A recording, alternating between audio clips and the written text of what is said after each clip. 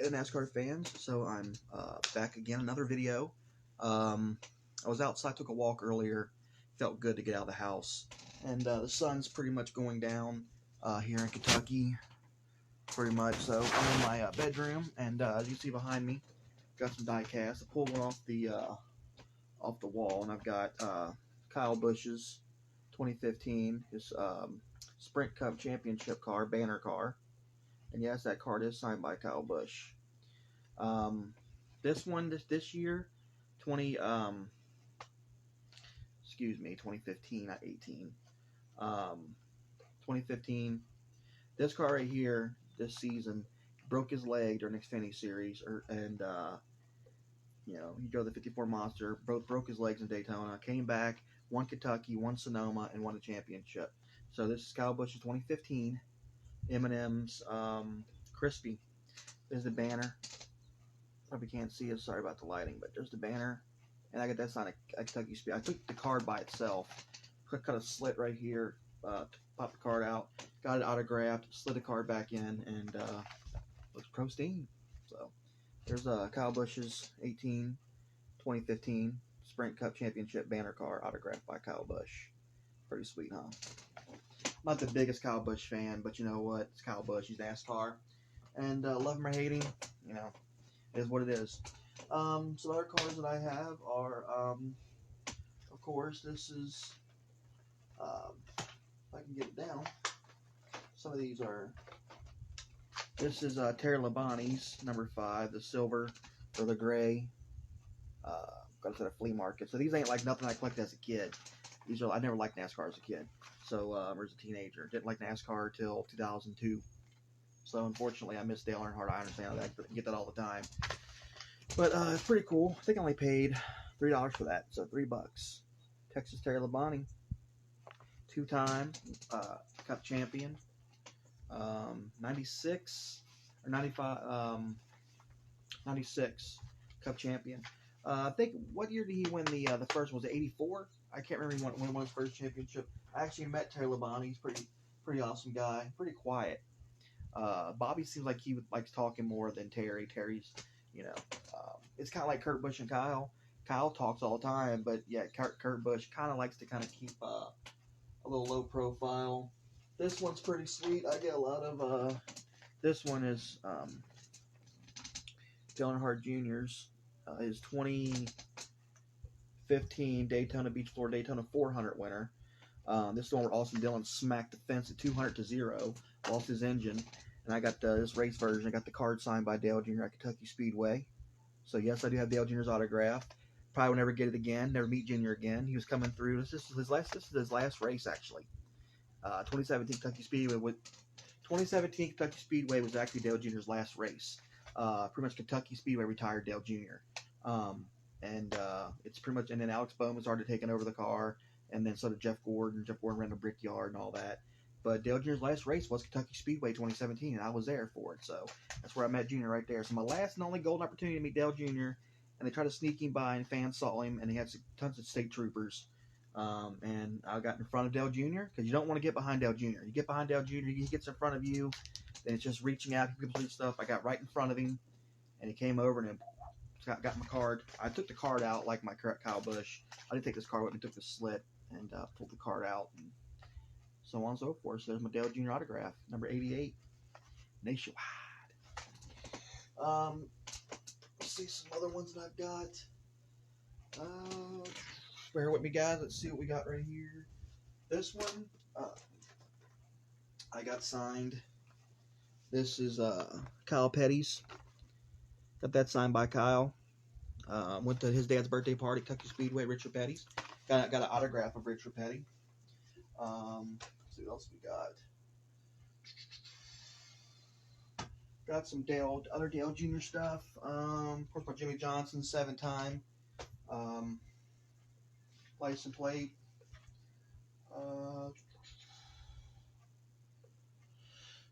See what else I got. I've got this one.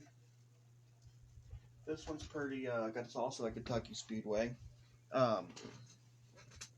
This is little Duffy being put up. Morgan Shepherd's 20 21 Sicko, and yes, it is autographed by Morgan on the card and on the car hood. So how cool was that? So thank you, Morgan. He even put, I didn't notice that. He put number 21 on there for me. That was cool. He put Morgan DP. He put 21 on there. I never noticed that. I thought he just signed it Morgan. And then boom, there it is. That's cool. And he also gave me this penny with the cross cut out in it. Very religious man, and big fan of Morgan Shepherd. A man that was not intimidated. Earnhardt tried to intimidate him, and he didn't go for it, and pretty much, got the best of Earnhardt. And I told him that too. I said, the man that wasn't intimidated, he kind of smirked. But yeah, thank you, Morgan, for that. Do you have any Carl Edwards stuff? At this point, I used to. I had a 99 Office Depot car, and I moved, and it got lost. Basically, so I don't think offhand. No, I don't. That's the bad thing about it. No, I don't. Nope. No. No, I don't. No, I don't got Carl Edwards stuff. I do got a Carl Edwards hat. I did have a shirt. I gave it to my father-in-law. But yeah, I don't have a lot of Carl Edwards stuff. I got just a hat. So who likes this iRacing out there? iRacing, to me, I'm not really a big fan of it. But I got to tell you something. During this quarantine, this coronavirus stuff, I'm telling you what, there's not much really to do. Except work on. I'm also a musician. I'm a drummer, but I play guitar too. I got a YouTube channel. But I'm on YouTube. Yeah, I'm on YouTube. So if you want to go like and subscribe to my channel, I appreciate it. Yeah, you and me both, brother. I like to know too. I think we're getting close to a timeline. I really. No, I don't have any Danica either. Nothing Danica. Nope. Nothing Carl Edwards. Nothing Danica. I barely got anything of Denny Hamlin. I got like one die-cast Denny Hamlin and one hat. That's it. So no, I don't got any Danica Patrick. Honestly, I'm kind of glad I didn't buy anything Danica Patrick because she's a never was. With Haley Deegan coming up, making her move that she's making. Oh yeah, Danica who? At this point, I'd rather collect Haley Deegan. So I'm a big fan of Haley Deegan. iRacing, yeah, I agree. iRacing is okay. I'm not a big fan of it. But I do applaud NASCAR and the drivers for what they're doing, giving us something to do. And that race, that last week's iRace race at Homestead, where Denny Hamlin beat Dale Jr., that was pretty sweet. I think Joe Logano finished 15th. But Denny Hamlin, man, I'm telling you, he's like an Earnhardt. He's going to shine as he gets older. The older he gets, the more better he's going to be. It's like Truex. Truex really didn't win hardly at all. And now he got older, and it's like, oh my God, he's winning. He won a championship. So I think a championship is coming for Hamlin. I just don't know exactly when. It could be 2020. But with this coronavirus, everything being postponed. Thank you, NASCAR. By the way, thank you for postponing and not canceling the entire season. Thank you for that. I applaud you for that. That is awesome. Steve Phelps, all them guys are trying their best to make NASCAR top of top sport again, which I know it's struggled for years. It's went down in ratings. It's went down. People's hating on it now. Now that there's social media out there, everybody's got a voice. Everybody's got an opinion. 9 times out of 10, it's a bullcrap opinion. Because basically all you got to do is stop wasting time commenting bad stuff and arguing with people about stuff. Just don't watch the sport. It's not that difficult to turn it off. Or I should say, turn it off, because everything's controlled by an app now. Or, I'm going back to like the old days when you pop a knob out and turn it, or turn the channel. Yeah, I'm still old school. Some things I still do old school and I can't shake it. So, in our die-cast back there, I want to showcase. I know you probably can't see what they are. I've got some William Byron. By the way, that was my chair that cracked. I didn't fart. So just so you got, see, that's the chair. All right, guys. So basically, I'll give you a little bird's eye view real quick of what I got. So basically, give you a little rundown. Here's what I got. William Byron's right there. Chase Elliott 24. Everybody's looking for the Chase Elliott 24 something. The 9 stuff is red hot, but everybody are people looking for the 24. And I got, when he was driving the 24, I got that at Walmart. So how cool was that? Bobby Labonte right there. I finally got me a Darrell Wallace diecast. Look at that. Finally Target. Kentucky, Newport. There's Ricky Rudd, the 10 Tide. Started Martin the 4. Started Martin in the 8. There's a 4-pack right there. It was a gift from my family friend.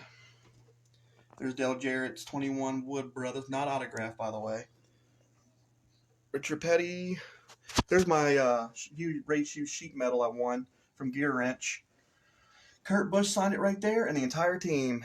Supposed to be from Texas, but I don't think he ran the Gear Wrench at Texas last year. I got a Truex Jr. race win right there. Is Pocono. And basically, got sorry from going too fast for you and shaking, making things looking blurry, but he likes some Mike Skinner out there. You know the bad thing about Mike Skinner? The thing I don't understand about, I love RCR. I love Dale Earnhardt. God bless Mike Skinner. And I'll tell you a little story about Mike Skinner because a lot of people agree with me. They disagree with me. That's fine. Here's my opinion on Mike Skinner at RCR. Everybody at the time was coming up with, everybody ran like one car or whatever, right? And then 2 cars started showing up, and then Richard Childress like, we got to get a second car because the Talladega races were getting more. You have to draft and stuff than what they were. You know, Earnhardt was passing cars by. I think cars were passing back in the day, like '84, by themselves and stuff, and it was drafting got a little bit more high, a little more high tech, a little more must be doing. So 2 cars started coming in, owners, and then poor Mike Skinner, the 31 Lowe's team came in pretty much to run second to Dale Earnhardt. Pretty much do tech because Dale Earnhardt hated doing testing sessions. He hated going places and running empty laps. To him, collecting information, it was boring to him. So I'm pretty sure they sent Mike Skinner to do some of the testing and might get the feedback. And Dale Earnhardt was just like, you know what, just prepare the car. I'll run it on Sunday, and what we do, we do. He hated qualifying. He hated testing, from what I understand from Richard Childress. So my thing is, poor Mike Skinner was brought in not to win races, not to win championships, but to run second to Dale Earnhardt. Push Dale Earnhardt to the win at Talladega. Push Dale Earnhardt to the win at Daytona. Help him out at Pocono. So basically, it was definitely, in my opinion, he was brought in to run second to Dale Earnhardt. And I hate that. I hate saying that. I hate admitting that. Every driver that comes in should be there to win races, win championships, and make that organization, RCR. I don't have cable, so I go on social media and just keep scrolling, keep it most recent, and I just go through that way. And most of the time, the races that I miss or the races that's really good, I'll wait till they're on YouTube and I'll go check them out on YouTube. It usually takes about 3 or 4 days for YouTube to load them. Not all races are loaded, but I went back and watched the Phoenix race, a little bit of the Phoenix race, which Joe Logano won this year, last race of the season. And that race had a lot of passing. Normally, you don't see that in Phoenix. Normally, you don't see a lot of passing. There's not really a lot of passing room besides the going to now where the new finish line is. But you don't really see a lot of passing in Phoenix. And with this new package, you do. So, no, I won't be able to watch them. But I got enough social media. I got enough pages I like, enough people I talk to where I can be informed of everything that there is. I'm talking to one guy right now, and we're going back and forth debating this whole Brad Keselowski thing. Is he leaving Penske? Is he not leaving Penske? Basically, in my opinion, I kind of think his time is up at Penske. It seems like to me with this crew chief swap, it kind of put the nail in the coffin right there.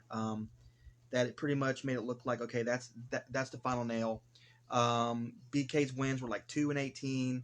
Was it 2-18 or 3-18 and 3-19 or 2-19? 3-2. I can't remember which one it was. But BK seems like he's either getting burnt out or there's not enough there to exciting. I really don't. I know there with the crew chief swap, Penske gave Paul Wolfe to Joe Logano, and it's worked out tremendously well for Joe Logano. 3 wins, the third one counting the dual race, which is not considered a seasonal win, just for that Daytona Speed Weeks. But I don't know, guys. I mean, it's I know in a way I can see. Hey, let's get about my bedtime. Excuse me. I can see BK leaving. Now, here's the thing. I don't want BK going to Hendrick Motorsports. I know everybody's like, yeah, BK 48, BK 40. I'm like, no, don't go to 48 because we've seen how that went for Casey Kane. And I was one of the guys right here just like, oh, my God, Casey's moving to Hendrick Motorsports. He's going to win races. He's going to win championships. And you know what happened? Casey did the exact opposite. He fell short almost every time. He had one year where he got to Danica Patrick. He got upset. He couldn't drive the car. He wanted a release from Richard Petty Motorsports, and he went to Hendrick. And besides winning his last year running in NASCAR, or last year running um, for Hendrick, he won the Brickyard 400. I think it was 2013. I think it was. Might be wrong about that. But anyways, it really, and also Casey owns a World of Outlaws team. And Hendrick actually stopped him from controlling the World of Outlaws team. Said he couldn't run his races, he couldn't do nothing, and so Casey just got tired of it. Said, you know what, I'm done. My mind is on my dirt team. I can't concentrate. I can't run this Cup car. And then eventually the 5 went away. William Byron moved up a couple years later, and the 5 went away. And then now he's in the 24. Chase is in the 9, the family number 9, which is great. Just got used to Chase Elliott 24, then they switched it on me. But thank you, Dale Jr., for bringing Chase Elliott. I know Chase Elliott was a Hendrick Motorsports development driver. Thank you for giving me an opportunity. He won a championship in 2014, I do believe, in the Nationwide Series for Junior Motorsports. 2015, and then 2016, he moved the Cup Series to replace Jeff Gordon. And personally, I'm a big fan of Chase Elliott. Unfortunately, I can't touch anything Chase Elliott right now because it's outrageous. His stuff is like 15, 20, 30 bucks higher than everybody else's. For a race version diecast on Amazon, it's $54 free shipping, right? Chase Elliott's is like $84 free shipping. It's uncanny. I can't touch that. So I love Chase Elliott. I support Chase Elliott, but unfortunately, I don't have anything to cheer for Chase Elliott. No, I got a couple diecasts of Chase Elliott right here. I've got the, of course, this is the 2015 Nationwide Series, or Xfinity Series, Napa number 9. This paint scheme he did win the championship in 2014. It's not the rookie car, so I know it's 2015. I've also got Chase Elliott's last year, which is the same paint scheme this year, the number 9 Napa, which I love. Love this car. I love his paint schemes, by the way. Chase Elliott, to me, has the most awesome, well, no pun intended, awesome Bill from Dawsonville. Awesome Chase from the same place. Have any Kevin Harvick switching teams before he retires? Do you see Kevin? Nope. He is going to stick with RCR for 3 more years, and I see he retire. I'll tell you right now, Kevin Harvick's going to have stock in Stewart-Haas Racing, ownership-wise. I heard somebody hit honcho at Stewart-Haas Racing when a rumor came up a couple years ago that is he going to be done because he ran out of the finish. Ross Chastain ran Kevin Harvick out of the Xfinity Series. I don't care what anybody says. Take it how you want it. It is what it is. Basically, Kevin Harvick got smart with the Xfinity Series. Thank you. Kevin Harvick can easily go down there and do exactly what Kyle Busch is doing. He can go down there and get 5 championships if Kevin Harvick wanted to. Kevin Harvick, I don't like Kevin Harvick personally. As a NASCAR fan, I'll collect his stuff. I'm not going out of my way to collect his stuff. But after what I've seen him dump on kids, and when the camera's not on, I'm not down for that. You burn me, that's fine. I'm a grown man. You burn a child by not signing their stuff and making them cry. Sorry, and I'm seeing it 2 years in a row, not just one time. Not he wasn't feeling good or he wasn't in a good mood or whatever it was. He burned 2 kids. This kid at Kentucky Speedway 2017 needed just one signature on his program, just Kevin Harvick's. Kevin Harvick was coming down the red carpet. He was so excited. Daddy, Kevin Harvick's trying to get my whole book signed. Kevin looked at him, looked up, looked at his book, and went above the kid and signed somebody else's stuff and let that kid threw his hat down, his Kevin Harvick hat, and he threw it down and started crying. Threw his book down. That's shameful. So Kevin Harvick, I don't like you personally as a driver, as a fan. Nope. So it is what it is. I like the old Kevin Harvick 29, but this Kevin Harvick now, sorry, I don't follow Kevin Harvick. I will never buy anything number 4 ever again. But as a professional, group guy right here, I will swallow all that, and I will talk about Kevin Harvick because he is NASCAR. So honestly, sorry I got sidetracked. But Travis, to answer your question, no. Kevin Harvick, to me, will retire at Stewart-Haas Racing, where he'll have ownership of Stewart-Haas Racing. Him and Tony have become best friends. And I personally, they're trying to get Kyle Larson. Stewart-Haas Racing is trying to get Kyle Larson. Now, here's the thing. We know Kyle Larson was renewed for this year. Clint Boyer was renewed for this year. Kyle Larson had this year on his last year of his contract.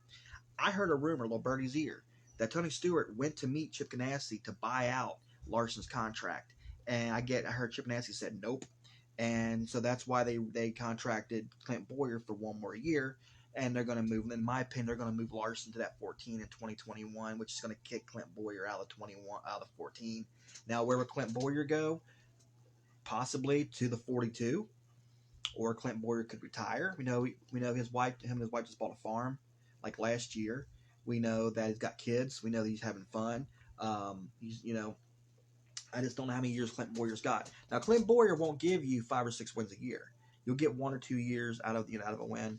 Um, that's Clint Boyer. It's how he's always been. But anyways, guys, yeah. So Kevin Harvick never going anywhere. Clint Boyer, he's out of the ride, in my opinion. And Larson's going to move to 14. There also too, Christopher Bell is going to be leaving that 95 to replace Eric Jones in that 20, and that's all there is to that. So in my opinion, Eric Jones is out at Joe Gibbs Racing, and some are saying they like to see him in the 14 at Stewart-Haas Racing. But even though Eric Jones does drive some dirt, it's more on the line of, it makes more sense for Larson to go to Stewart-Haas Racing because Tony Stewart and Larson both own World of Outlaws teams, and basically, Larson wants to run some IndyCar races, and Chip Nasty's told him nope, nope, nope, nope, and now it's like Tony Stewart's co-owner is Gene Haas, and Gene Haas owns the IndyCar team.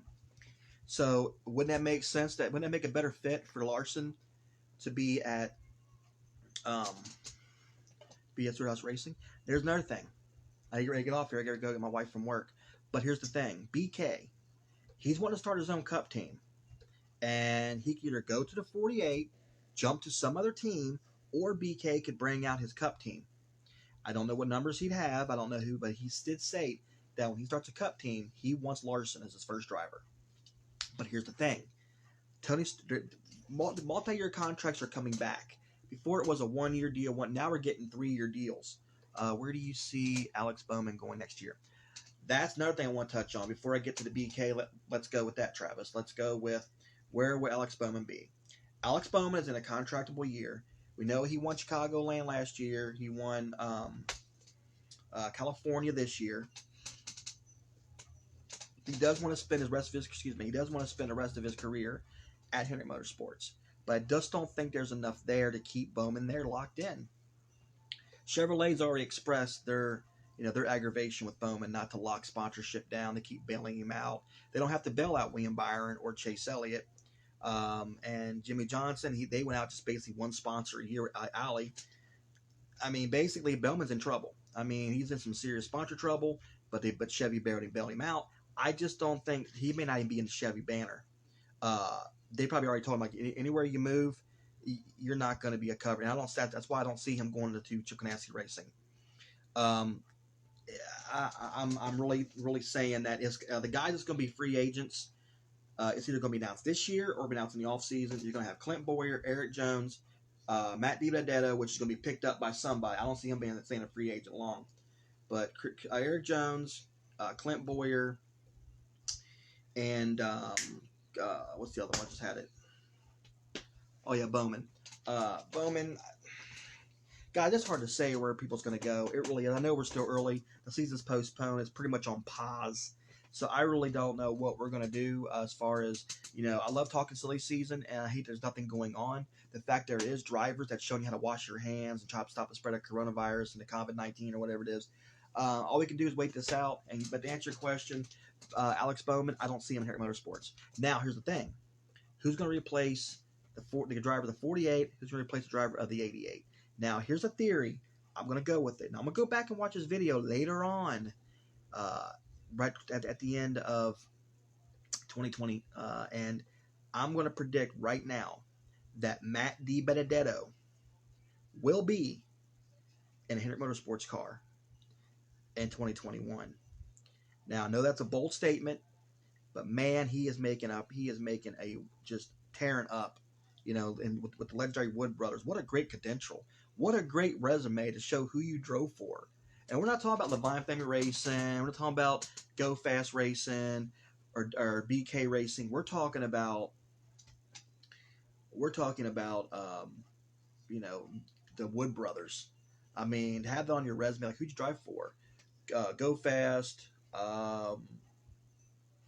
Blind Family Racing, and the Wood Brothers. Like, oh my God, really? So the Wood Brothers, to me, so like I said, who's going to be in the 48? Who's going to be in the 88? We could see Eric Jones in the 88. We could see him leave Toyota and go to Chevrolet. It's just a whirlwind, like pick a name in a hat kind of thing. That's basically what it is. But I do kind of see, um, uh, Bowman not in Him Motorsports. So, all right, guys, I'm gonna get off here. Be back on and talk some more. Hope you guys are staying all right, keeping yourselves busy. I'm trying to do everything I can. I gotta live. I gotta go out and do things. I got a doctor's appointment tomorrow. I gotta go to, which I can't believe they're still open. So if you shut down, doing arthritis, gonna be spreading that stuff. But guys, you all are awesome. Travis, thank you once again for your comments and your input. Keep researching stuff and keep posting on here. And I'll try to go live every day during this quarantine crap. So you guys take care. And Travis, all right, man. Catch you later. Peace. Thanks for watching.